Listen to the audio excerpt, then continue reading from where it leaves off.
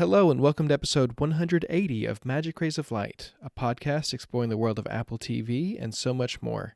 I'm your host, Devon Dundee. I'm joined by my co-host, Sigmund Judge. Sigmund, last week you started off the episode by, I'm not going to say you thrust it upon me, but it was a little bit of a surprise, the alien intervention that we had going on. But I understand that based on that conversation, there's been some feedback since last week. Yeah, so you know what I thought was going to be a controversial point of contention in terms of me saying that Prometheus was my favourite Alien film? I had someone disagree with me. Jonathan basically said pretty much that it was blasphemous. But surprisingly, Tim Chatton agreed with me. It's also his favourite film. So, you know, the first one is right up there along with Aliens. But yeah, I think that's really probably enough to remind people that the immersive Alien environment is still available on Apple Vision Pro. But do we want to begin the show with something that we weren't able to talk about last week that also made its way to Apple Vision Pro? Episode 4 of Wildlife in 180-degree Apple immersive video. 10 minutes with orangutans. Wow, was it cool?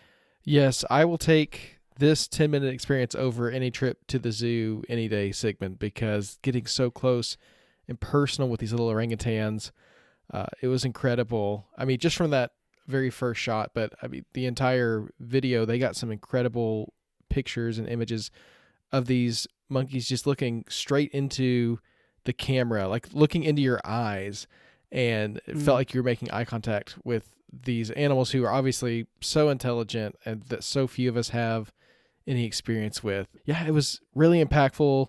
And of course, it also had a little bit of that charitable aspect to it too. It's this center in Malaysia where they're rehabbing these orangutans who don't have mothers to train them. So it's got that inspirational aspect as well. And honestly, if they put a link at the end of the video to donate to that center, I think they could have made a lot of money, because I was just like, my heart was just going out to those orangutans right then and seeing them training and going back out in the wild. Yeah, it was awesome. Yeah, it's one of those experiences that afterwards you're like, okay, this is likely accessible, right? If you can make the plane fare, maybe this is something you could visit in real life and experience. But if not, is this experience that you only really get with Apple Vision Pro in terms of storytelling? I know there is different formats of, you know, immersive video and different things for different audiences, but this is so well made. The thing that actually, from a technical level, really inspired me was where our starting point was within the immersive video. Normally we're like put dead center and then we look down and up. But this time I felt like we began in some shots at the floor. And there's a point where a mother is helping her baby go up the tree. It felt taller, it felt higher, because I think they were using the immersive video in a different way. Possibly using the immersive video and positioning the camera vertically rather than horizontally. I'm not sure for certain, but it at least felt that way. And I think also the other thing is, you know, just in terms of them bringing that scale of height, we've seen effects previously where, oh wow, if you look down, it looks really scary. That's not what this is. This is like really calm. Did you get the same feeling? I did. Yeah, I wasn't thrown by the height in this one the way I have been in other ones, because it's less about the spectacle and more about getting the perspective of these orangutans and why it's so important for them to get this training from their mothers that they need. And yeah, I love that shot of the mother and the baby climbing the tree, because it's also something that you can't really get with traditional filmmaking. You have two subjects and you can keep track of either one, because the mother's up above and the baby's down below. And yeah, it was really cool to take that in and again see their world in a way that I don't think we get. You know, you can go to a zoo and see the animals and see how they interact and things, but this was just seeing them in their natural habitat and the way that they dwell up high in the trees and the importance of those skills. Yeah, it was just really, really cool. I think an incredibly emotional experience, one that did surprise me. And you'd be remiss in not mentioning the sound mix, which is also pretty special with this spatial audio, which, often gets glossed over. Really, really special. Yeah, we're spoiled by those niceties in Sigmund, and so we just kind of take them for granted. It is good to shout them out, but it's also just great to be getting back into the immersive releases. It felt like we were getting into a great cadence with those for a while, monthly or even more often than that, and hopefully we can get a schedule going with those and find out what's coming next into the fall and beyond. But yeah, just a really great special. Definitely check it out if you've got an Apple Vision Pro, because it's worth the 10 minutes for sure. Well, in terms of Apple TV this week, we've got a lot to discuss. We're going to recap the second season of Apple Original Series, The Buccaneers. We're going to catch up on all the latest news from the world of Apple TV. But we're going to start with a discussion on streaming quality across different services. And I think this is something we've mentioned in passing from time to time on the show before, but it's not really a topic that gets covered super closely. It's not necessarily a metric that the streaming services themselves are going to advertise to consumers. It's really nerdy, and for people like our audience, that's what we're looking for. But I think if you're just browsing a streaming service, or if you're just at Best Buy trying to buy a TV, it's going to be a lot easier for you to understand the marketing terms like HDR and 4K, things like that, rather than trying to understand bit rates and network throughput and all that kind of stuff. But for those of us who care about that sort of thing, there are tools to break it down, and it really does make a difference in terms of the streaming experience, especially for people who are trying to get the most out of the films and TV shows they enjoy. So this week, Sigmund, I know you did a really deep dive on the different services, not only streaming services, but other ways that you can get film and TV shows and the different qualities that they offer. So you want to tell us a little bit about how you started with that and how some of this can get replicated at home as well? Absolutely. Firstly, I want to reference my friend Jeremy Pyle of Tech Fusiasm and his YouTube channel, because I think he was the first to really compare these probably about 18 months ago now across the Apple TV and who was delivering what. Now, for the non-audio video enthusiasts listening amongst you, I think it's going to be interesting for you as well, because sometimes you'll come to find the things that are advertised aren't necessarily the things that are being delivered to us. And that's one of the things that I want to get into. But first, I want to explain how I'm getting this information from Apple TV. Really nice and easy method, but you will need a Mac. A Mac with Xcode. So, like we have done when pairing any kind of remotes or devices with the Apple TV, we go into settings, we go to remotes and devices, and then under other devices, we go to remote app and devices. Then we move over to the Mac, and in Xcode, we click Window, Devices and Simulators, and under Devices, we select the Apple TV for pairing, where you'll get those digits that you have to put into the Apple TV to pair. And once paired, you're pretty much good to go.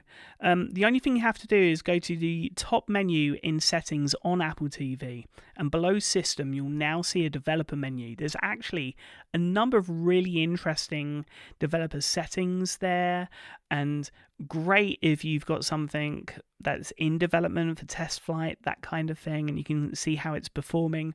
Really interesting. But one of the things that, especially for this discussion, that we wanted to focus on is going under media services testing, and there you're going to turn on the playback HUD option.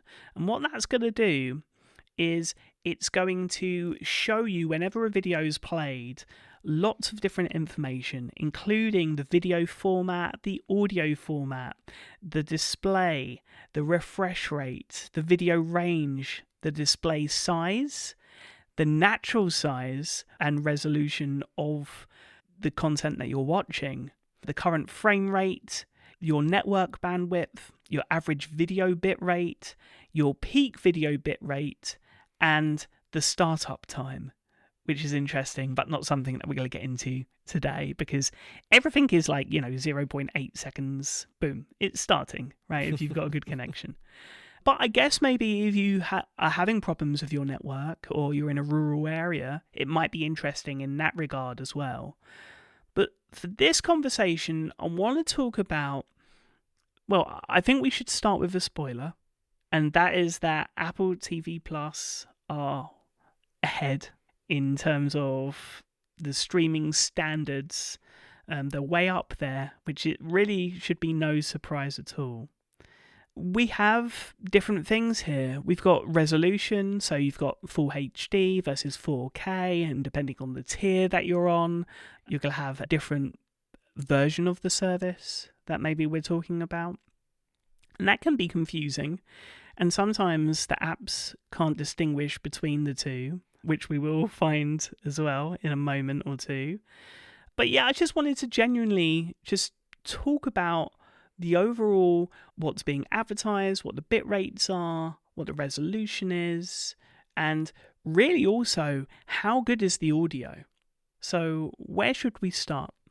Well, since you said that Apple TV Plus kind of sets or exceeds the standards, we should probably start there and give a baseline for where they're at, because I do think this could be part of what people are talking about when they say Apple TV Plus shows look so good. Now, of course, a lot of that is the artistry of the people making it and all the work that goes into set design and lighting and all of that. We don't want to discount that in any way. But if you're getting a higher bit rate, even at the same resolution as a different service, that video is just going to look nicer on your display. It's going to feel like a higher quality product that you're taking in. And so, Apple TV Plus, that's what we cover. We're a little bit spoiled in that we get such high bit rates. But just in terms of numbers, what are we talking about for Apple TV Plus? Okay, so for Apple TV Plus, we're getting 4K, we're getting Dolby Vision, Profile 5. I think we're up a couple of profiles, but streaming has stayed steady with Profile 5 for now. We're getting an average bit rate of 26 megabits per second, and the peak being 42 megabits per second on a lot of the shows that I've been testing up until now and films on the service. Now, in terms of audio, we're getting 770 kilobytes per second in Dolby Atmos, which is interesting. And that is pretty much the peak of what you get for audio in terms of streaming. So it's good. You'll find as we start talking about physical and whatnot, it could be better.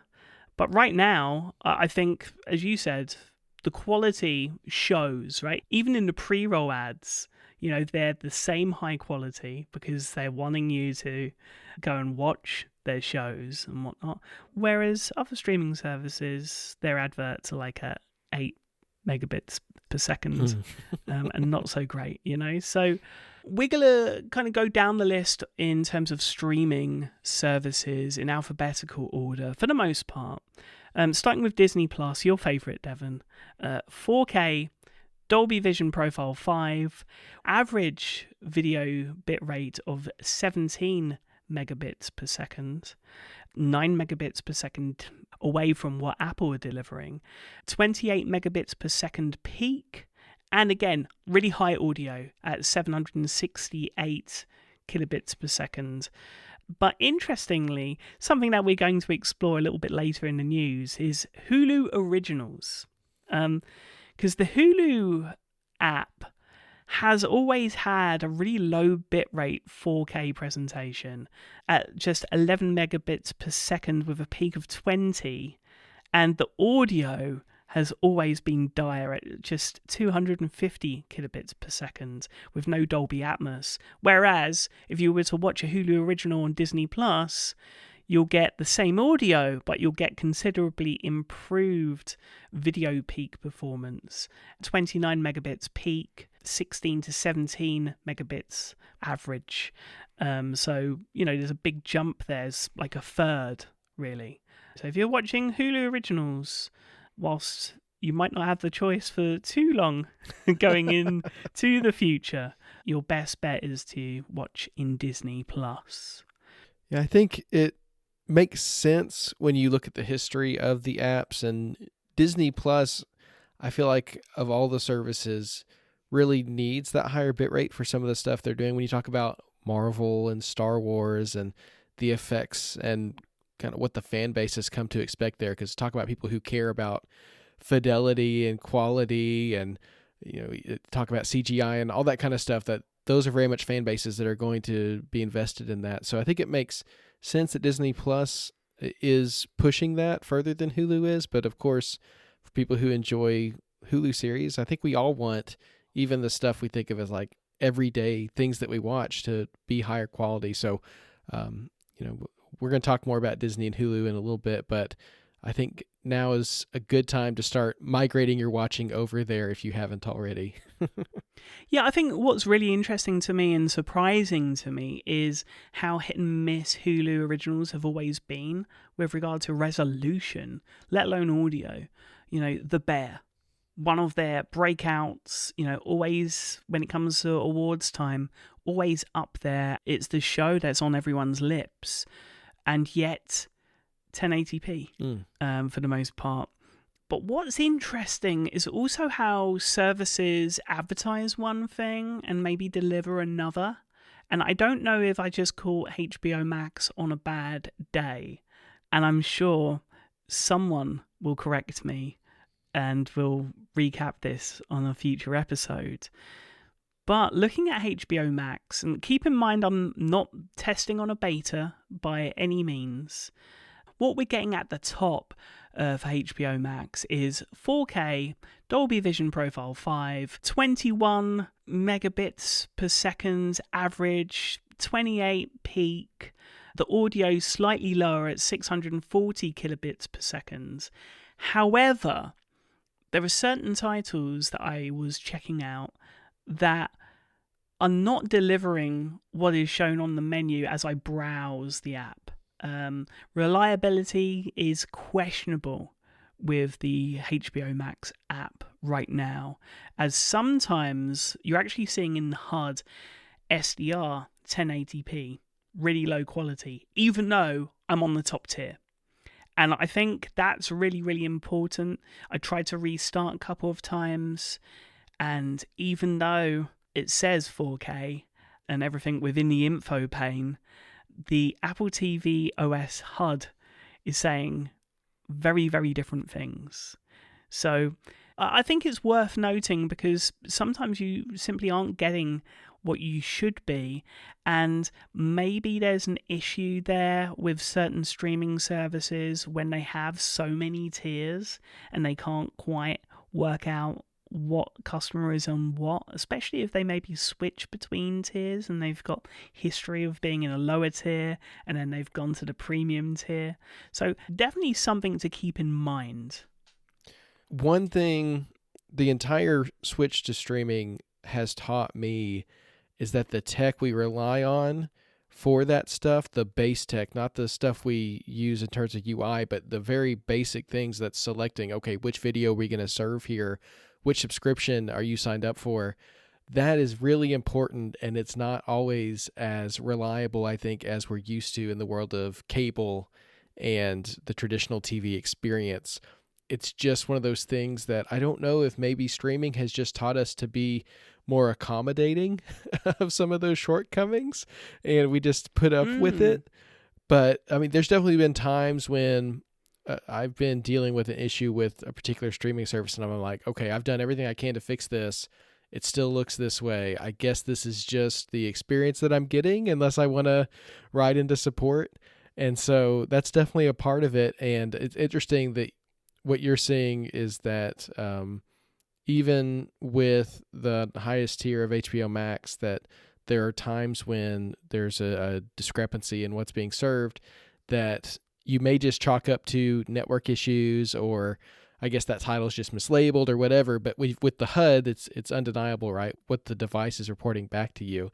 And so, yeah, very interesting. But I think it speaks to just the overall streaming experience, the world we're in right now. It hasn't quite settled on a solid foundation in a lot of ways, I think. All right, Devon, have you got your tinfoil hat ready? Yes, let's do it. Okay, tinfoil hat's on. I do wonder if some of these services have so much content and have acquired so much that they start to choose what should have the priority in terms of bitrate and maybe lessen the bitrate. And so what they're advertising is what originally was on the service.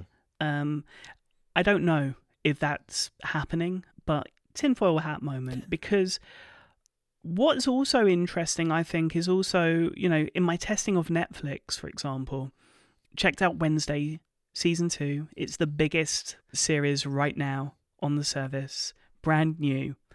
And what I got a report back on was 18 or 19 megabits per second average with 32 megabits per second peak. SDR, though, was a real surprise for me. I can only imagine, being how dark the show is, that it is filmed for HDR, and knowing, Netflix and their spec and what they expect from the cameras and the approval process and whatnot. It was a surprise for me. Again, don't know if I caught them on an off day, if maybe something was changing. Sometimes what you do see is when like a new edit's happened or a new master has happened, they will upload SDR versions and then the HDR versions will come later as an edit or a fault has taken place. So again, very possible that I've caught them on a bad day there. I want to talk about Paramount Plus though, because I was shocked by this. Didn't Paramount Plus just announce like a big raise in their price? I think that was Peacock. Peacock did a $3 price hike just recently. Okay, well, we'll get to them in a moment. Paramount Plus, though, I mean, the video, pretty bad. 4K Dolby Vision 5, great. But you're looking at an average of 14 megabits per second and 18 megabits per second peak, which is really interesting. It's probably, at the lowest when it comes to these big services and what they're delivering. But interestingly, the audio was at like 790 kilobits per second, which is above the average. So if you're an audiophile, great. Or if you've got bad vision, it's not going to bother you too much. But I thought it was interesting. Now, you mentioned Peacock. This is the one that, honestly, it's the worst offender of them all. I mean, a lot of what I watch on Peacock is 1080p and pretty good quality 1080p at that. The wrestling, that kind of thing. Although that's going away soon. It's going to Disney. But what we're getting is 4K Dolby Vision 5. I tested out Twisted Metal Season 2. And sometimes you get Dolby Vision. Sometimes you get SDR. And sometimes, even though it's advertised in the app as Atmos, you actually get a basic 5.1 channel mix. And it's really, really bad at like 400 kilobits per second in terms of the audio. The worst offender, in my honest opinion. And it's definitely made me think regarding both content and audio video delivery. It's made me wonder if I'm actually getting value from this service and whether or not I should keep it, which was a big surprise to me because I think that's the other thing as well. I've been perfectly happy until I pulled up this HUD.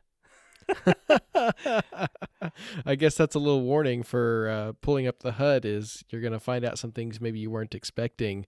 Yeah, I guess Peacock, they need to take that extra $3 a month they're getting from everybody and put it towards fixing some of this stuff. But Peacock is an interesting service to me because the reason we have it in my household is because of the Law and Order of it all and the NBC stuff.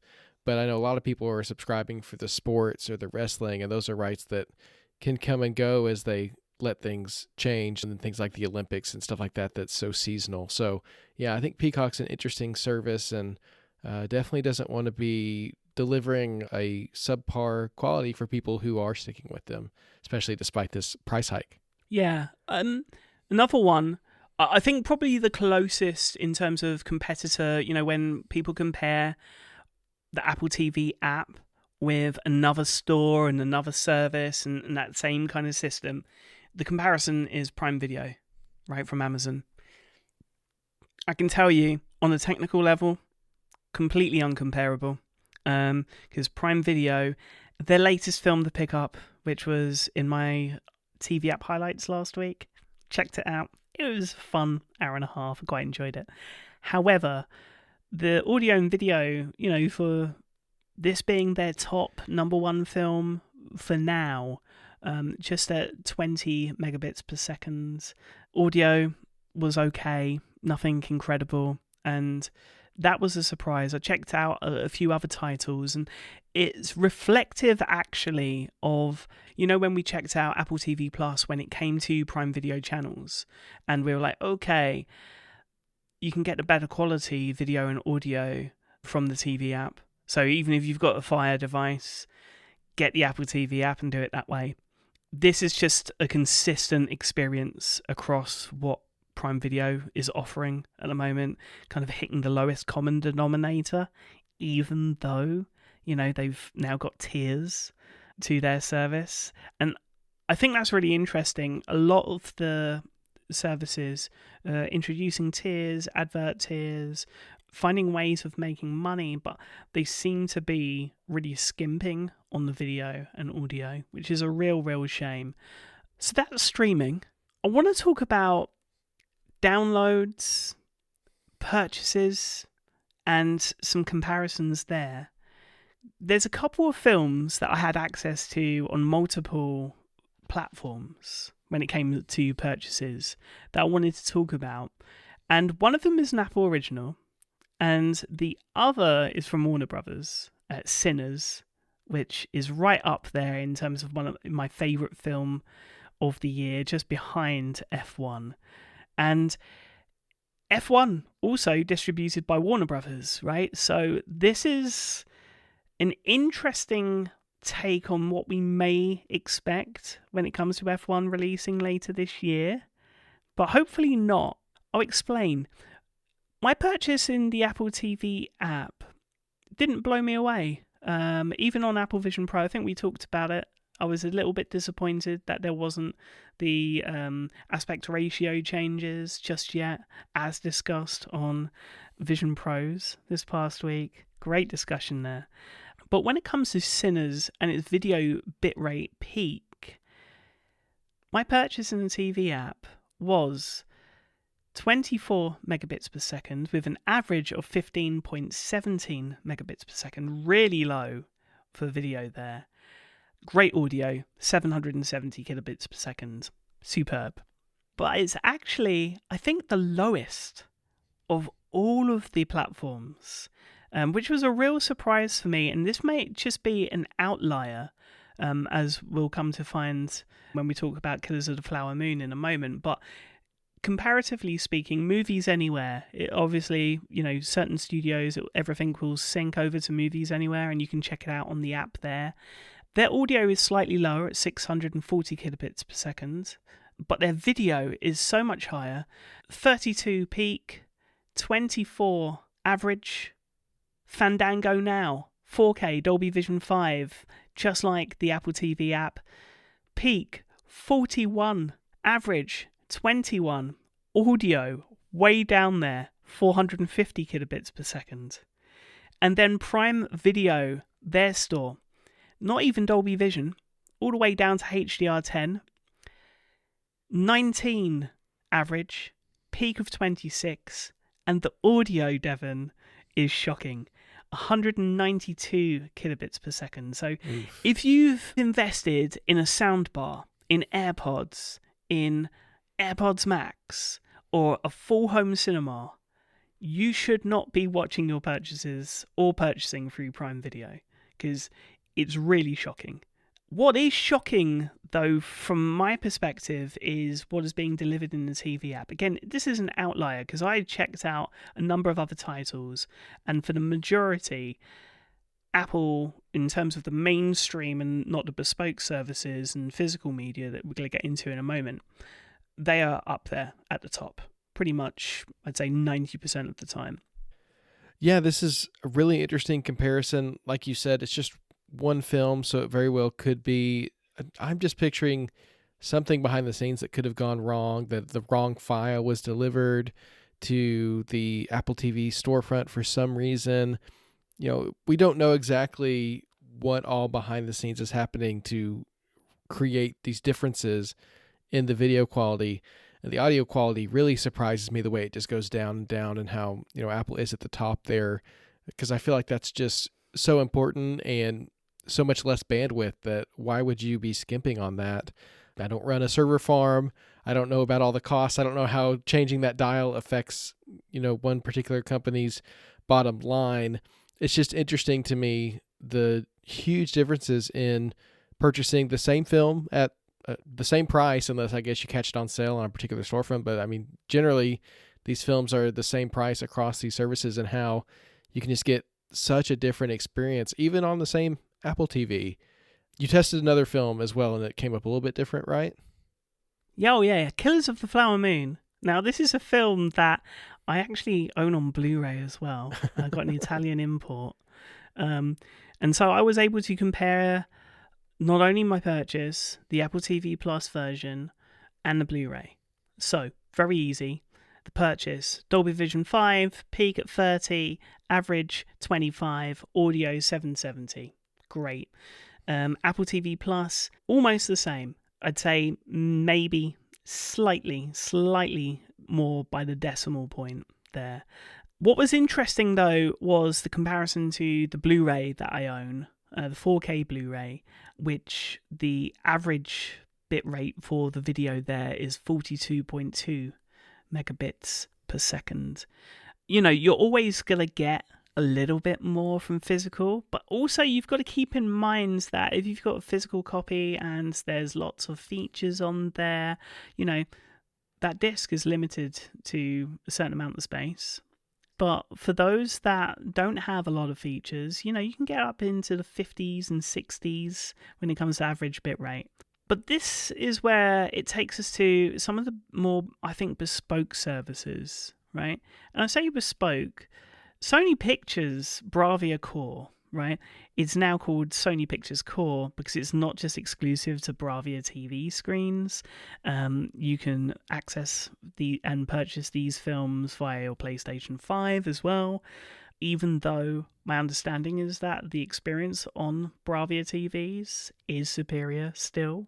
Sony Pictures Core, up to 80 megabits per second, so surpassing what you would sometimes see on physical media. And then you've got Kaleidoscape.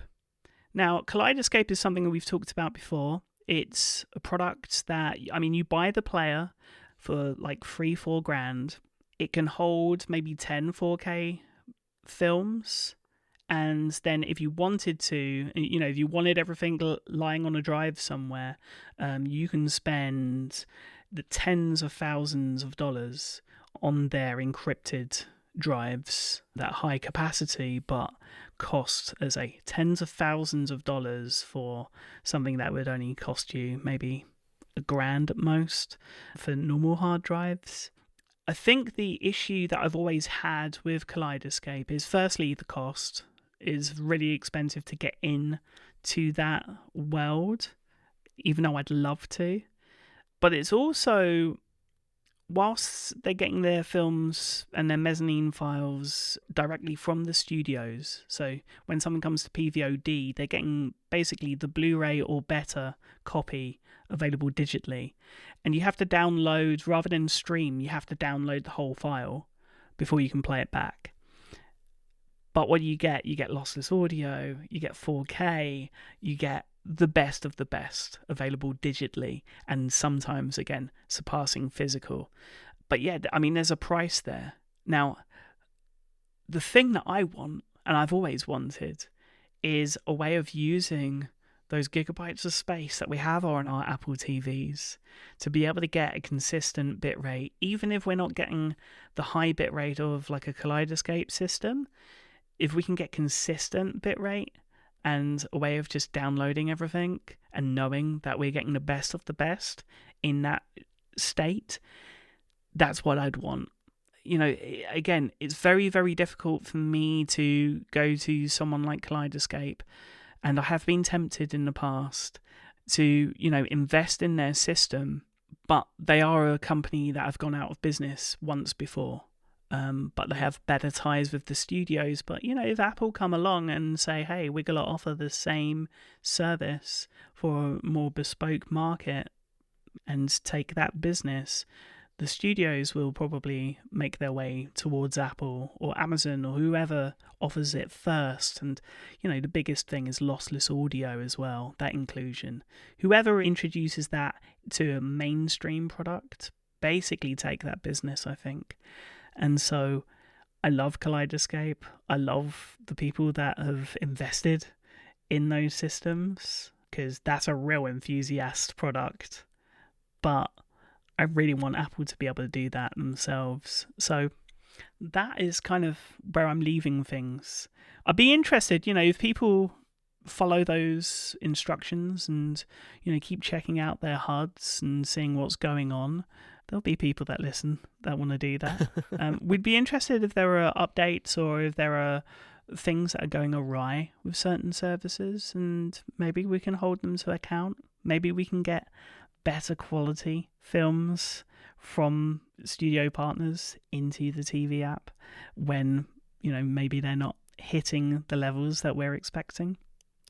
Yeah, I think it's something that Apple certainly could take on. And I wouldn't be too surprised. I mean, the company has really championed lossless audio when it comes to Apple Music. And so I could see it becoming a thing with maybe starting with Apple Originals and then moving to the storefront eventually. But to me, probably what it's going to take is for some company, maybe Apple, to productize that aspect of the video quality, make it a marker in the TV app like 4K. And I don't know what you call it. High bitrate audio probably isn't as marketable, but they could come up with something, super something. I don't know. They'd come up with something better. Mezzanine. Yeah, that would be a good, that's an existing, that I think a lot of people could understand that what that means is you're getting the studio quality, the quality that's going out to the theaters, you're getting that at home. I could see Apple championing that. It would just be choosing to do so. I mean, it feels like Apple led the way in a lot of ways on 4K in terms of making those upgrades free and just very accessible at home. They're doing the same thing with 3D on Apple Vision Pro. Like I said, they're doing lossless audio in the music world. So it feels like the building blocks are there. It's just maybe it's going to take the TV tech adoption at home slowing down a little bit. I mean, how many people are out buying 8K TVs? And is that really going to be the next thing? Or could this mezzanine style video become the next thing, and we could fight it out on video quality in terms of bitrate rather than resolution? We'll have to see, but I would love to see Apple do it. I think it would fit with the company's tradition of bringing these technologies down to the public in a way that's palatable and makes the experience better for everyone. And we just have to hope that someone behind the scenes gets that bug and finds a way to market it and turn it into something that people would want to adopt. I think lastly, and I agree with you completely, I do wonder how many people care. The reality, though, is that people do care enough, and there is a market there, even if it is small. I mean, there's a market still for 4K Blu-rays, and keep in mind, F1 is coming out on 4K Blu-ray at the end of this year. There's free steelbooks that are already available for pre-order. There's a normal copy as well, with Brad Pitt on the cover, because, of course, his highest grossing movie of all time.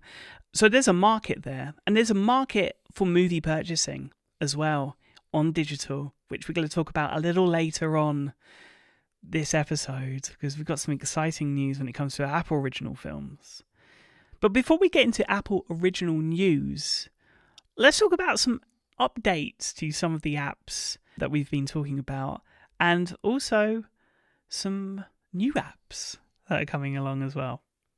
Yeah, let's start with Netflix, because the long-rumored redesign to the home screen is now available on the Apple TV, because the company put out version 3.0 of the app with this new layout. Sigmund, I know you had a chance to try it. I was getting your live thoughts via text as you were experiencing it in real time, and it seemed like a little bit of a roller coaster. So what is this redesign about, and how has it been for you so far in your experience with it? Okay, I mean, I'm going to recap these messages I sent you. New Netflix app is great. 10 seconds later, I take it back. They messed up so bad.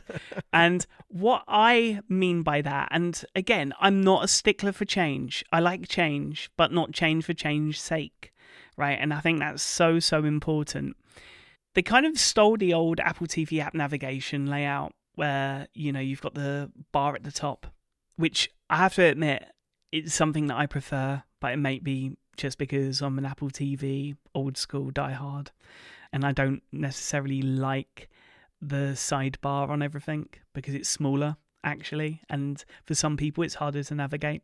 The Netflix layout is interesting because the navigation is split between search, home, your shows, your movies, and a section called My Netflix.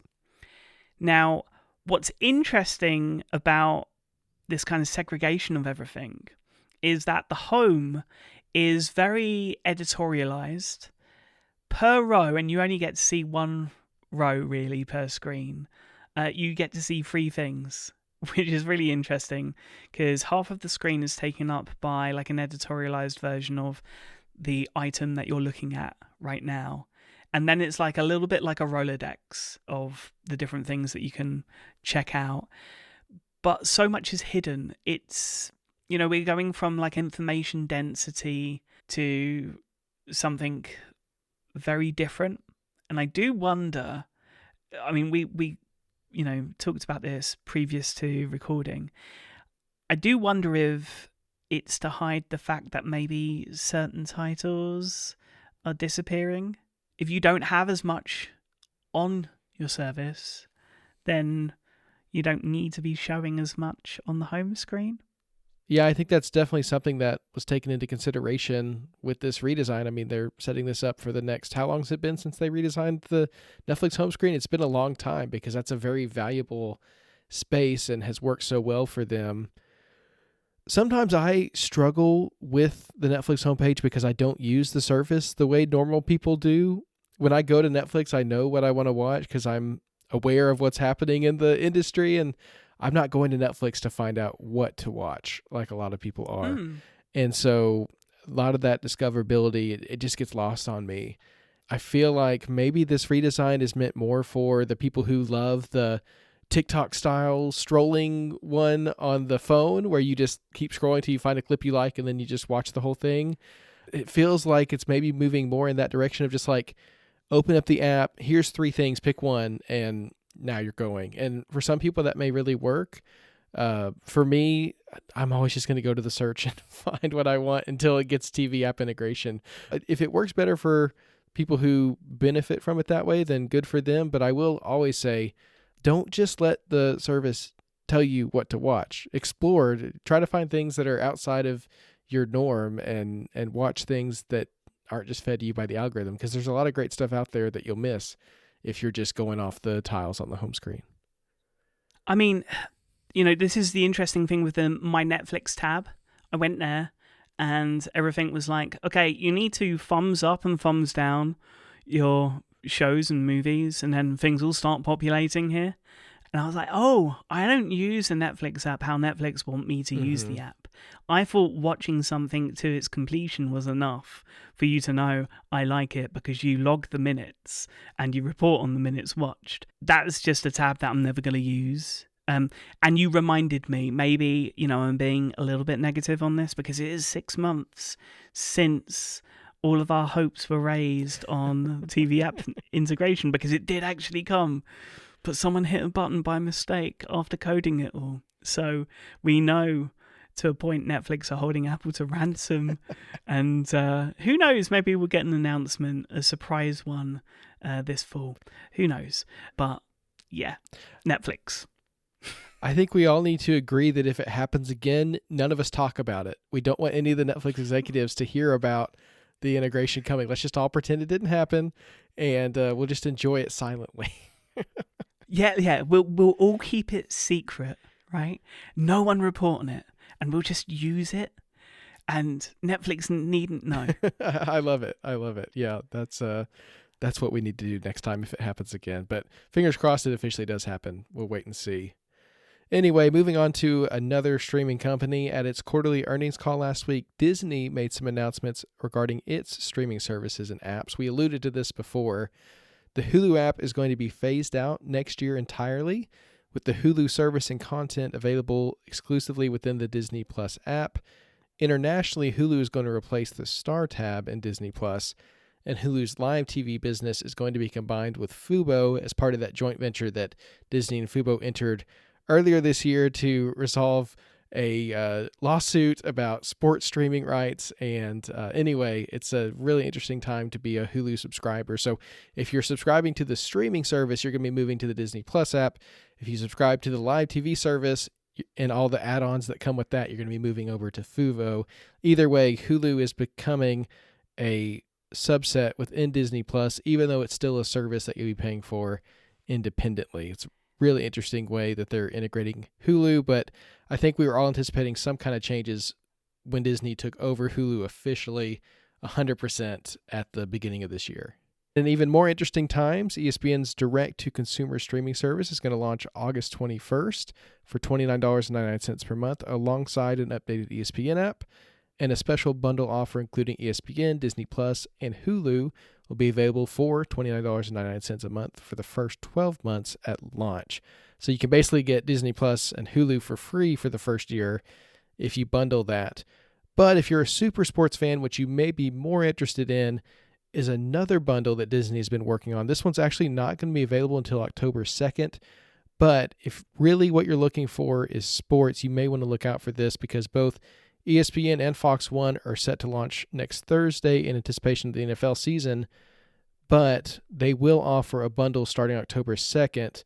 It'll be available for $39.99 per month. You'll get both ESPN and Fox One, which will save you $10 per month over paying for them individually. So if what you're really looking for is a way to replace your cable subscription that you're using for sports with streaming, a combination of ESPN and Fox One could be what you're looking for, and that bundle will be available starting in October.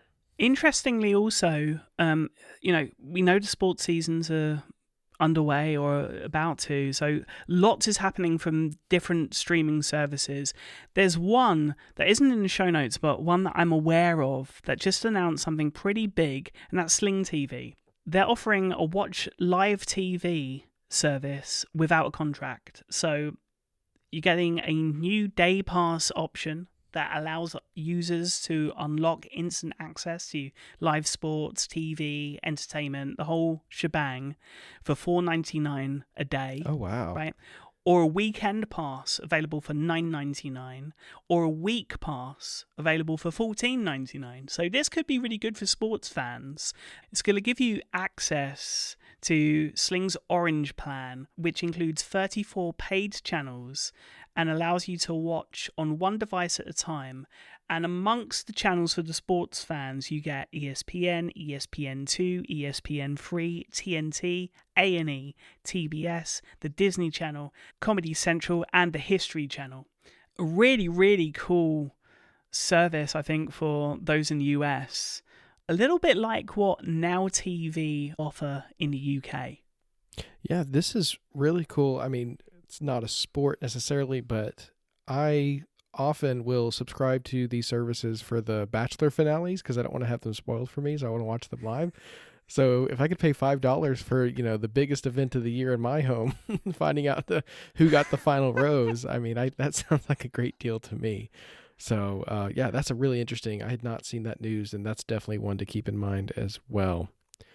Well, moving from sports to fitness, members of the Future Health Weight Loss Program now get complimentary access to Apple Fitness Plus, adding to the service's growing list of partners. I think this makes a ton of sense if you're someone who's trying to lose weight. The Fitness Plus workouts are so accessible and a great way to get started, and I think that's a really cool partnership to see added. From someone that's not in the US, is this a government-led program? Sigmund, you can't say government and health at the same time here. That's just it's not allowed. It's a private company for sure. I mean, you say that. I've got a 1-of-1 glass plaque with a 24-karat gold stand that says I can change someone's mind. Ooh, okay. Good luck with that.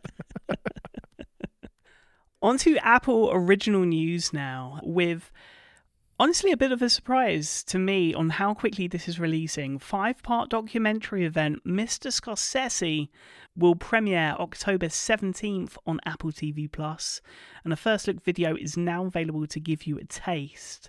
We'll leave a link in the show notes, and I just want to put this right. I am pronouncing that name correctly. It is Scorsese and not Scorsese.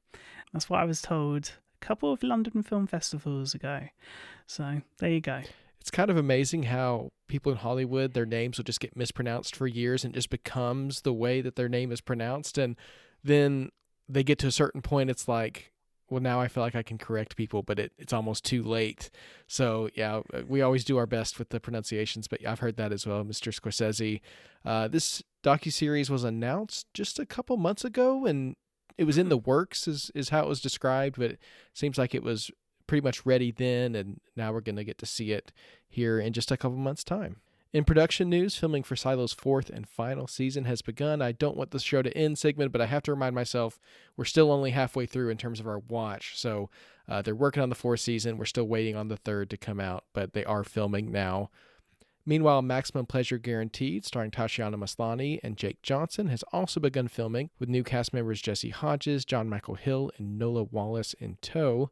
And finally, in production news, filming for the 2nd season of Sugar has wrapped, a series I know we're both very excited to get to find out more about how they're going to carry that one on. In development now, a currently untitled series from Emily Ratajkowski, author Stephanie Danler, and Lena Dunham, exploring female identity and modern motherhood, is in the works for Apple TV Plus. In addition to writing and executive producing, Ratajkowski is slated to star in the project, which also comes from Studio A24.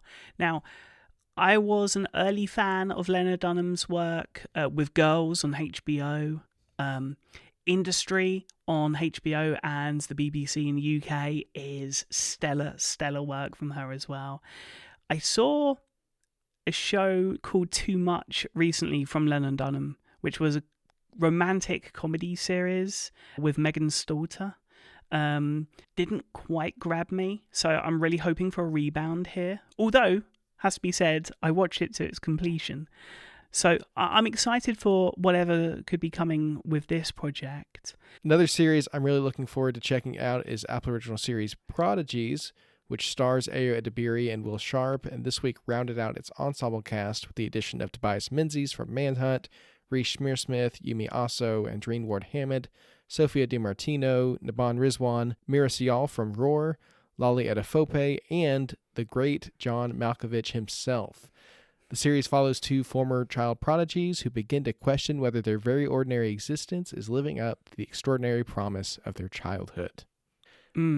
Yeah, deep. Now I know John Malkovich is involved in some way.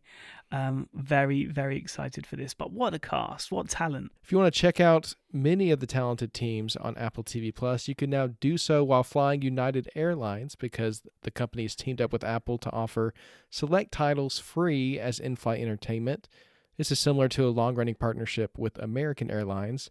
The current lineup includes the first season of Ted Lasso, Slow Horses, Shrinking, Severance, and Silo, with Bad Sisters and The Morning Show slated to join next month. So if you're flying United and you're looking for something new to watch, maybe try out one of those Apple TV Plus titles that you haven't seen before. In awards news, this week the 5th Critics' Choice Super Awards winners were announced, and Britt Lauer took home Best Actress in a Science Fiction or Fantasy Series for Severance. Congratulations to her and all the winners. Yeah, this is the important week, right? Last round of voting for the Emmys this week. So I'd imagine more awards ahead for Severance next month. We'll have to wait and see. But it is now time to talk about Apple TV releases for the week.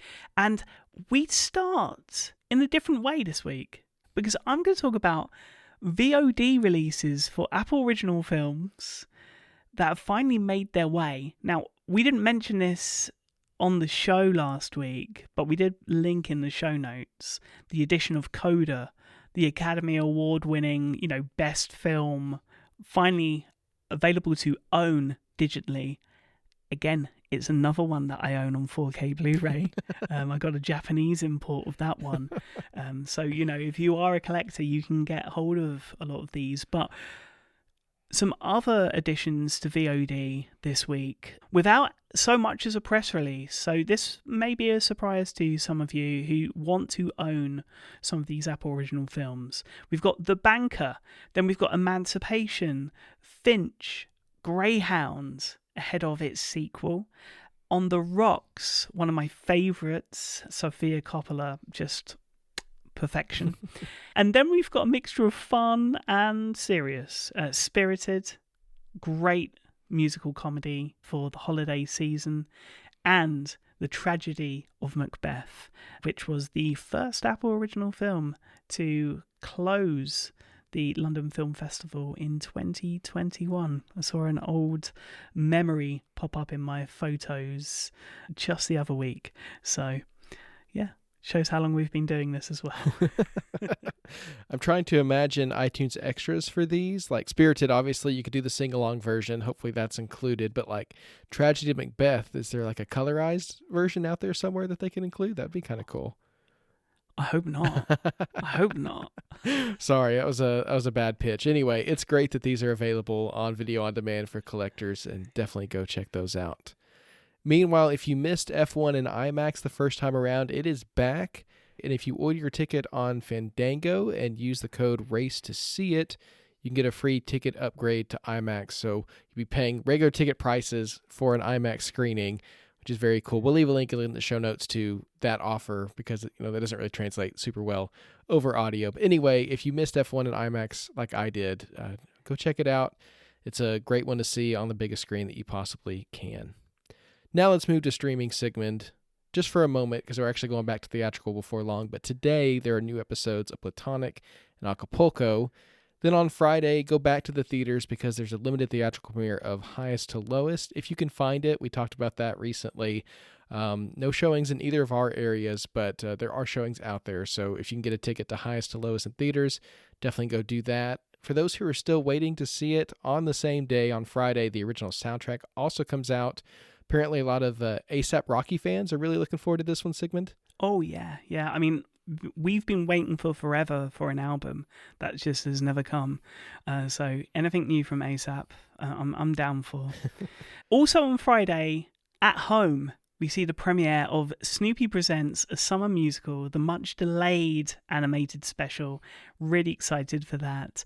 Alongside something completely different, the finale of Smoke, which I gotta say, dramatic, brilliant, and this is as memorable as Blackbird. Cannot wait for us to be able to recap that next week. And of course, we implore you to shoot us your thoughts on the series as well ahead of our discussion. We also see on Friday new episodes of Chief of War and Foundation, and of course Friday Night Baseball continues with Brewers versus Reds at 6:40 p.m.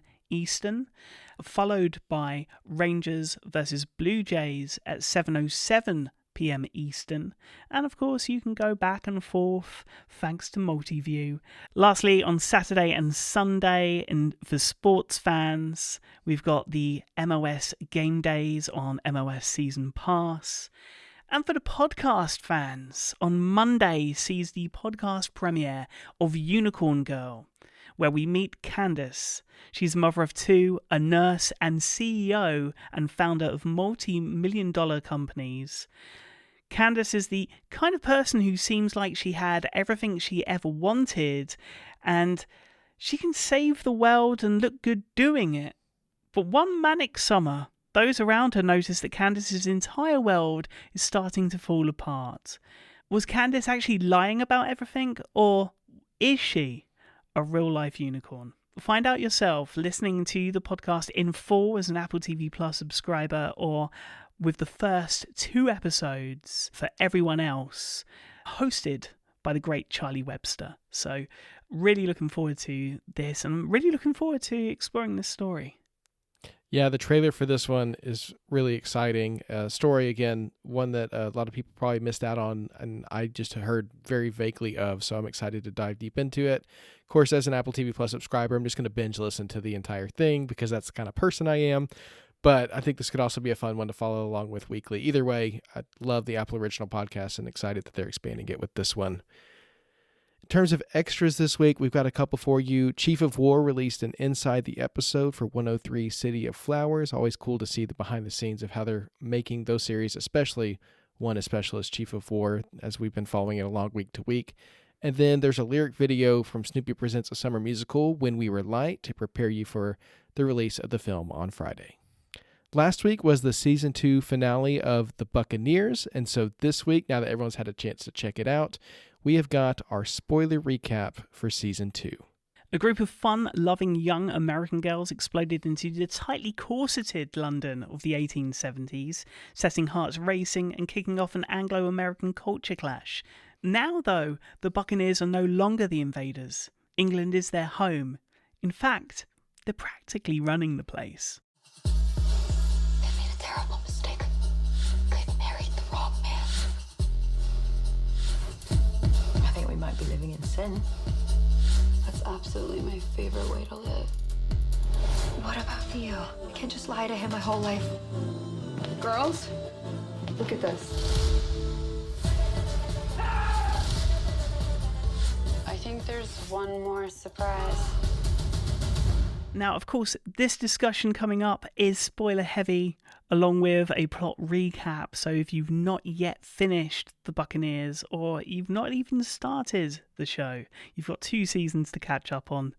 Skip this chapter and we'll see you for TV app highlights and our up next picks. But for everyone else, this is a show created and written by Catherine Jakeways, based on the novel by Edith Wharton, and starring Kristen Froseth, Ali Chabot, Aubrey Ibrag, Josie Totar, Imogen Waterhouse, Mia Frappleton, Christina Hendricks, and new this season, Leighton Meester. A great period drama, full of fun, frolics, and some travel thrown in as well. Here's a recap of the second season. Buckle in, because there's a lot about to happen, Sigmund. The season picks up moments after Nan marries Duke Theo of Tintagel in order to protect her pregnant sister Jenny from her abusive husband, Lord Seaton. While she's coming to terms with her decision, Jenny runs away to Italy with the help of Nan's true love, Guy. Nan does her best to accept the life she's chosen, traveling with Theo and teaming up with Parliament member Hector Robinson to draft legislation protecting women like Jenny from violent men like her husband. When Theo finds out about Nan's deception, he sends her away from the castle, so she flees to Italy, where she briefly reunites with Guy before realizing the only hope she has of bringing her sister and nephew home is to use her influence as a duchess to get her law passed. While Nan is away, Theo strikes up a secret relationship with Lizzie, who is betrothed to Mr. Robinson. And in Italy, Seaton finds Jenny and tries to woo her, but when she sees through his lies, he takes her child and returns to England, forcing Jenny to follow him. When Jenny confronts Seaton, he has her committed to an asylum and refuses to let her see her son until she agrees to return home. The Buccaneers and their loved ones team up to form a plan to rescue Jenny and her son from Seaton, and they're successful, but he becomes enraged and kills his brother and Conchita's husband, Richard, in the process. While the group mourns his loss, Nan travels to New York to testify in her mother's divorce case against her father, convincing her aunt, who is also her birth mother, played by Leighton Meester, to reveal the truth publicly and help win the case. In the final episode, Nan returns to the castle and vows to reveal Theo's affair with Lizzie if he doesn't allow her to stay. She admits to her mother that she is pregnant and fears being separated from her child, the rightful heir of Tintagel. Before Nan has a chance to tell anyone else the truth, Theo renounces his title and announces that he is divorcing her.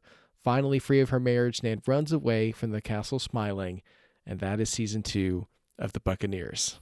Probably not the greatest representation of men in general, based on that rap sheet. Clearly, there's a lot happening with the Buccaneers this season. Weddings, birth, divorces, affairs, and more. Before we dive into the finer details, though, what did you think of the season overall? And am I right in what I just said there? Oh, yeah, terrible dudes. There's also some good dudes. We'll talk about that as well. But In terms of the series, in case you couldn't tell from my energy during the recap, I found this all absolutely thrilling and just couldn't get enough of it. This series, to me, it feels like a Jane Austen novel mixed with Great Gatsby, but for the current age, it really feels like that kind of thing. It's just all this, not pettiness necessarily, but just lots of drama over who's with who and how these people are going to end up together and jumping into these decisions way too quickly and then having to deal with the repercussions of it all, mixed with, of course, the time and the societal things that were happening too. And yeah, all of it just comes together and it really, really works for me. The plot elements are linked so intricately that they keep you on the edge of your seat like a really good soap opera. But I think a lot of it, even though it's this fantastical thing, these very rich people in another time and place, it is based in such universal human emotions that are so relatable. You know, we've all been through things like this, you know, births and people splitting up and people stabbing you in the back and that kind of thing. Even though we may not all be dukes and duchesses, we do all know those basic human emotions that keep the story grounded. And also on a technical level, the show is just impeccable, from the costumes and the sets to the modern female-led soundtrack, which I know I mentioned every time we talk about the show, but this season included a Taylor Swift exclusive, the debut of a Taylor versions track, and at the perfect moment in the penultimate episode of the season. So yeah, the mixture of the old with the new here and everything that's going on, yeah, just absolutely nailed it for me. Yeah, big week for Taylor Swift this week, with the announcement of Showgirls being her next album. But what were the moments that stuck out to you this season as particularly memorable, do you think? Well, I love any moment where all the Buccaneers are together. And I think I took those for granted in the first season because, you know, this year they're fewer and further between because they're so spread out across the world and have so many things going on. But the moment that I think is going to stick with me most from this season is episode 6, the mission to save Jenny, because it showed the way that the world of the Buccaneers has grown beyond the original 5 girls. We started with this group of girls who came over from America to England. They just had each other, and they were relying on each other for everything, and now they've come to be connected to and influence so many other people. You got Dick and Theo and Guy and Honoria all banding together with the Buccaneers to save Jenny, which has been a going concern throughout the season, but even since midway through the first season, this is a plot thread that is really coming together to a head here. And it's such an epic moment, I think, seeing them all work together to pull this off, to get her to safety. And it's thrilling to know that in this world, at least, and hopefully in the real world, there are ways out for women who are in these situations. When the right circumstances come together, there are resources they can turn to. But of course, it also came at a great cost of Dick losing his life, which just gave it even more stakes and showed even more the community around the Buccaneers that has formed here over these past 2 seasons. Then you get in the penultimate episode, Nan confronting her birth mother and seeing the way that Nan, her mother, and her aunt all come together against this man who's done them all so wrong throughout their lives. I thought that was really beautiful. We started to set that up in the first episode of the season, where we find out the reality behind Nan's birth and how it was actually her mother's sister who had her. It was, very complex and a lot of hurt feelings there, but the way they were able to come together at the end and tie up that storyline in a way that obviously we see them overcoming the adversities that they face. I thought that was really beautiful. And then the final moment of the season, which this series seems to do such a great job with, ending the season on a note that really keeps you interested. Seeing Nan experience freedom as opposed to the entrapment that she's experienced all season and at the end of last season, but also knowing that she's got a rough road ahead of her, that this is not the end for her, but just a new beginning. I thought that was really well done as well. Just the complexity of what she's feeling in that moment and how she's expressing it. So yeah, I think towards the end, those moments really started to just hit so well for me, which is probably why I'm so enthusiastic about the season, because it just ended on such a strong note. Not that I felt like the beginning was meandering or anything, but just the way it tied everything together, I thought was really, really strong and made for some great moments. I think that's probably also because production really began pretty quickly thereafter, right? The first season. So I can understand how, that flow wasn't interrupted, Mhm. which is very, very cool. Now, obviously, one of the reoccurring tropes this season seems to be the tension many of the characters felt between the constraints put on them and the true desires of their hearts. Do you think that's a central theme of not just this season, but the series as a whole? I think so. I think a lot of it comes down to a question of responsibility versus fulfillment. And that plays out in so many different ways. And of course, it's different for the men and the women because the responsibilities on the women are different at that time. Starting with Nan, this season, she's really been all over the place. She's trying to do what's best for her sister while not making her own life completely miserable. You see her really trying to lean into this title that she's taken on of Duchess and the responsibility that comes with it. And then basically, once it comes out that she and Theo are no longer going to be romantically on the same page, it becomes her responsibility is giving an heir to the family. Like, you can do whatever you want, but you have to give us a son, which of course is just a terrible proposition to be given, and not a situation I would ever want to be in or anyone that I love in. And the irony of it all is that in the end, she fulfills that responsibility just as she's relieved of duty. And so that tension for her gets released, at least for now. We'll see what happens if the series carries on. But in that moment, her balance shifts back towards her own fulfillment. And I think that's really interesting. Then you've got Theo, who I do believe is a good person at heart. He's not one of the guys who's being terrible to people. He does care about Nan, but he's just been so taken advantage of by so many people in his life because of his position. He even tries to do right by his family in terms of keeping up appearances, continuing to serve as Duke, despite the fact that things don't work out with Nan, and he loves Lizzie. The moment where Lizzie's about to get married, and he says, "Don't get married, but also don't choose me because I can't give you that full love." I mean, that's so beautiful.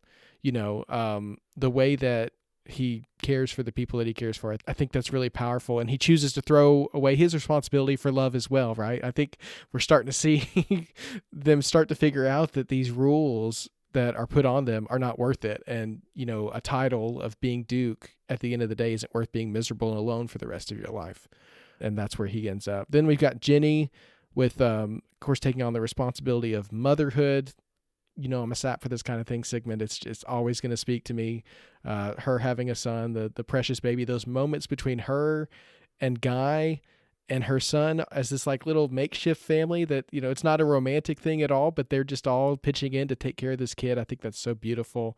She's protecting her child from his own abusive father while contending with the impact her decisions have had on so many around her, including, of course, the guilt of Dick's death, which somewhat gets resolved. I think Jenny's future is the most up in the air at the end of the season in terms of her husband's in jail, but what does that even really mean for her as a woman in that society? So we'll see what happens there. And then Guy, who has no concern for anyone other than Nan. He gives up his entire life to take care of her sister, and then, takes care of this baby that he never asked for, anything like that. He had nothing to do with. And then finally he has a shot at the life he dreams of, but he ends up being bitten because he takes on the responsibility of a drunken Italian marriage that he doesn't even remember, which, so much happened, didn't even get included in the plot outline. But, Guy finally thinks he's going to be reunited with Nan, and then it turns out that he got drunk one night in Italy and married someone local there, and she shows up and says, "Hey, I'm your wife now." So, yeah, lots of bad decisions and lots of just very impromptu marriages that come back to bite people. But yeah, I think that constant tension between what you owe to other people and what you owe to yourself, and trying to navigate that, especially in this society where so much is expected of people. Yeah, I think that's a huge theme, and they each contend with it in their own way. And it's interesting to see how they navigate it and where they end up. I think it's interesting in terms of the progression of the story. It's very, how do I say, it's grand in some ways, but otherwise it's quite a simple story to connect with, right? And from a relationship point of view, from, all right, there's some scandal going on, but overall, I think it's an easy watch, so to speak. When we look at the cast additions for this season, did anything really change with those contributions, and how important were they this second time out? I think what we got with the additions to the cast this season were more perspectives on women's struggles at the time and just different ways that society was oppressive. Really, I mean, that's the way it is. Some great additions to the cast this season of a series that has that core group of women at its center and their experiences and centering that, but also giving opportunities for other experiences during that time as well. You've got Nell, played by Leighton Meester, who I think we expected to be a villain, but turns out herself, even in her very introduction, to be a survivor of Colonel St. George's mistreatment. She was, just a very young woman when her brother-in-law got her roped into this thing and ended up having a child out of wedlock, and just a whole mess that she was brought into. And, she wasn't the only one. She was just the only one who in the end could prove it and had the letters and willing to stand up and tell the truth about it all. But she's an example of overcoming the way that people in general, but women especially, are pitted against each other, and remembering who the real enemy is and, what the real fight is. It's about overcoming oppression and not getting wrapped up in the interpersonal aspects of it and the drama and the way that people are pitted against each other. Cora, played by Maria Almeida, is a young woman whose mother hires Conchita as a matchmaker. It's another thing that they get included in the plot recap because so much happened, but she's a young American woman. She sees the Buccaneers as like the standard to live up to, these women who came to England and found success and found husbands. Cora's experience really highlights the way women were used for financial means at the time, and she serves as a bit of an antithesis to the Buccaneers' experiences because she's not out falling in love. Her dad kind of sent her over there to try to find a husband, and she really accentuates the financial aspects of that whole world that unfortunately played a role in a lot of those relationships, and even comes back and becomes a part of the conversation with Conchita and Dick as well. But really interesting addition there. We also get a bit more of Theo's mom, the Dowager Duchess, played by Amelia Bullmore this season, including a new love interest who's really an old love interest for her.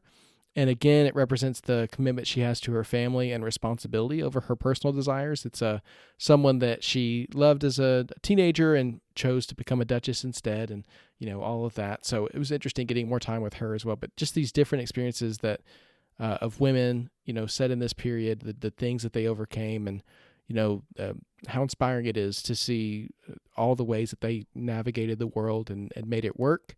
And again, it just continues to highlight those experiences, and personally and hopefully to everyone who watches it, makes us want to continue to fight for a world where people don't have to overcome some of that stuff, because we've come a long way, but we can come a lot further, I think. Yeah, and I think that's the thing also, a lot of these characters, they're three-dimensional, right?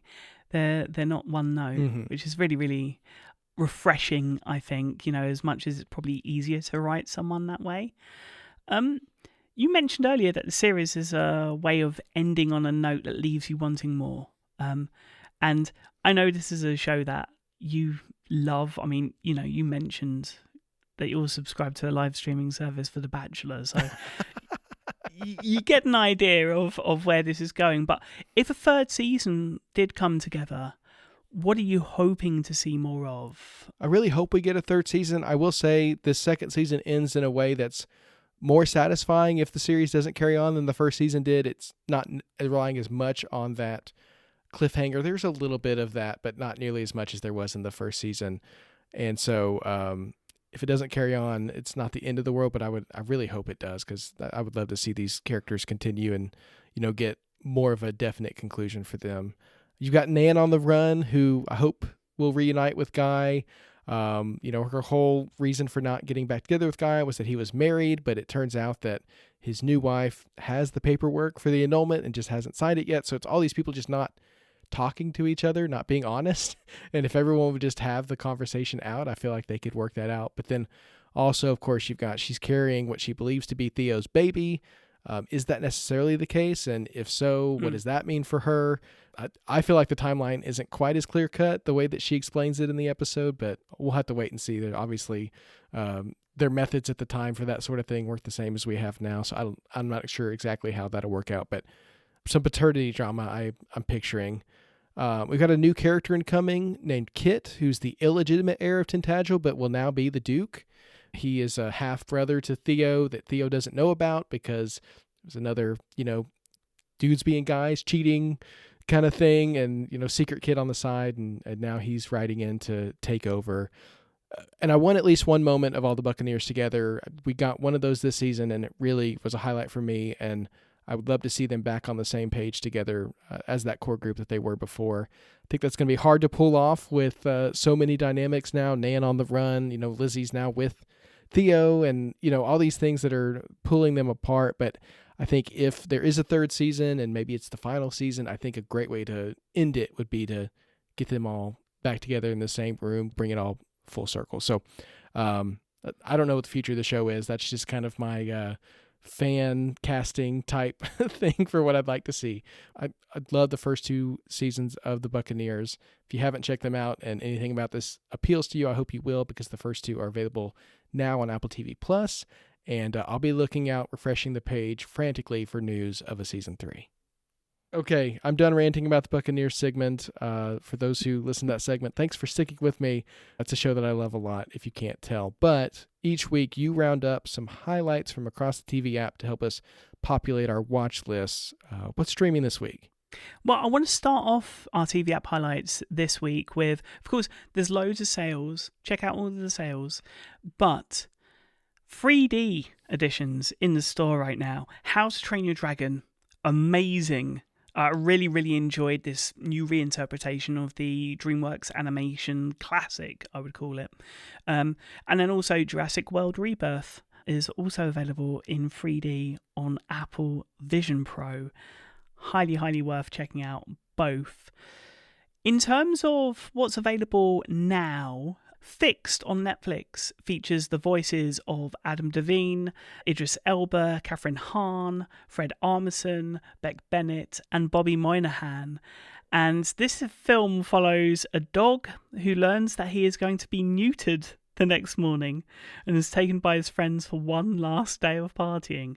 It's the first adult animated film from Sony Pictures Animation, as well as their first traditionally animated film. Also, in terms of adult animation, Sausage Party Foodtopia Season 2 is available on Prime Video. It's, of course, the animated spin-off from the hit adult animated film, featuring the voices of Seth Rogen, Edward Norton, Michael Cera, also created by, of course, Seth Rogen and Evan Goldberg of the studio fame, alongside Carl Hunter and Ariel Schaefer. On Friday, really, really interesting set of releases. Night Always Comes to Netflix, headlined by the performance of Vanessa Kirby as a woman who risks everything to secure a future for herself and her brother by setting out on a dangerous odyssey in Portland. In doing so, confronting her own dark past over one propulsive night. And for the superhero fans amongst us, Superman is making its way pretty sharply, I think, to PVOD this week on Friday. Superman, of course, a cub reporter in Metropolis, embarking on a journey to reconcile his Kryptonian heritage with his human upbringing as Clark Kent. But from my understanding, Devon, this isn't a rehash yet again of Superman's origins. Yeah, this is kind of in the middle for him. We've all seen the story of Superman coming from Krypton, whether it's the classic films, the more recent ones, or on cartoons. We all know that. So James Gunn decided to take a different approach. Of course, James Gunn, a lot of people know his work from Guardians of the Galaxy.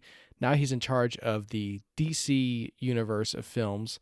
Really cool to see him moving over there. But he decided to take a different approach here and just jump in with a new story about Superman. It includes Crypto the Superdog, which is not something we've seen in live action before, I don't believe, which is awesome. Of course, it's setting up the future of the DC world in terms of films that's getting a huge reset right now. And yeah, I haven't seen this one. I'm excited that it's coming to home release. It seems like it did well in theaters, got a lot of enthusiastic response, and so hopefully it'll get some more of that from the home release as well. Yeah, really looking forward to that. Alongside, of course, the start of the 25-26 EPL season this weekend, starting on Friday, but going throughout the weekend, culminating in Man United versus Arsenal on Sunday. But again, games all weekend long, and then one to kind of put a pre-order down for in the TV app. One of my other favourite theatrical releases from this year thus far, although not perfect, Mission Impossible: The Final Reckoning, coming to PVOD next Tuesday. So that's everything coming. Some superhero, some animation, some mystery, some sports. But what have you got for us for your up next pick this week? Well, how about a little bit of spooky, Sigmund? Because this past week, the new season of Wednesday came out on Netflix, and I'm really enjoying it. It's only 4 episodes. It's the first half of the second season. Netflix has started doing that where they do part 1 and part 2. The second half comes out next month. But this show, I have a lot of fun with it. It's obviously a classic property, but they're taking a new spin on it in terms of they're turning it into like a boarding school magic kind of thing, centered on Wednesday as the main character, played by Jenna Ortega. And it's worked really well. It obviously performed very well in the first season. Picking up with the second season, I think they're doing a lot more of the same in terms of there's a new mystery. She's back at school with her classmates, but they're bringing in some new elements as well. A lot more of the family with her brother Pugsley coming to school, and also her parents Gomez and Morticia sticking around more this season, and some great performances there. So I think if you're a fan of more of the classic Addams Family stuff, you'll be happy to see more of their inclusion here. I said there's a new mystery this season. It actually, these 4 episodes are a very good arc in terms of that new mystery while setting up another arc for the second half. So it's a slightly different structure from the first season, but if you enjoyed anything about it in the first season, if you like the Addams Family, I highly recommend Wednesday on Netflix. Yeah, something a little bit creepy, a little bit kooky, something altogether spooky. Absolutely. You're going to get me start snapping, Sigmund. All right, my up next pick this week is Eddington, the latest film from Ari Aster, available on PVOD today. I have already got it queued up in my Apple TV app library, ready to watch after this podcast recording, so very, very much looking forward to this. It's a film set during the COVID-19 pandemic, which isn't something that gets me excited. But within this story, we see a standoff between a small town sheriff and a mayor, which sparks a powder keg as neighbor is pitted against neighbor in Eddington, New Mexico. This film stars Joaquin Phoenix, Pedro Pascal, Luke Grimes, Deirdre O'Connell, Michael Ward, Austin Butler, and Emma Stone. And, you know, I'm a big Ari Aster fan. I'm really, really looking forward to it, but I'm quietly quite anxious and quite nervous because I love his work so much. So I'll give you a little bit of feedback next week. What do you say? Yeah, I want to hear how you like this one, because this one has me intrigued as well. Of course, I experienced Beau is Afraid per your Christmas gift from Ari Aster. And so I'm interested to see, if this one follows in that vein or if it's a little more straightforward. I guess we'll have to wait and see what your thoughts are. But very intriguing premise. Obviously, the cast looks incredible. And cool to see this one coming to PVOD as well. That's everything from us this week. Thank you so much for listening. Of course, we always want to hear from you, especially if you have anything you want to say about next week's recap of Smoke. We can't wait to dive into that. Lots of people talking about it, and we'd love to hear your thoughts. So you can contact us on social media via the links in the show notes, or you can reach out via our contact form, which we'll also link in the show notes, and we would love to hear from you.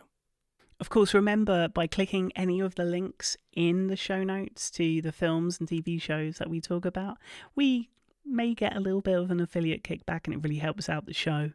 We bid you farewell. We'll, of course, be back next week with a look back at Smoke and the world of Apple TV. So until then, stay safe, watch some Apple TV, play some Apple Arcade, and have a great week.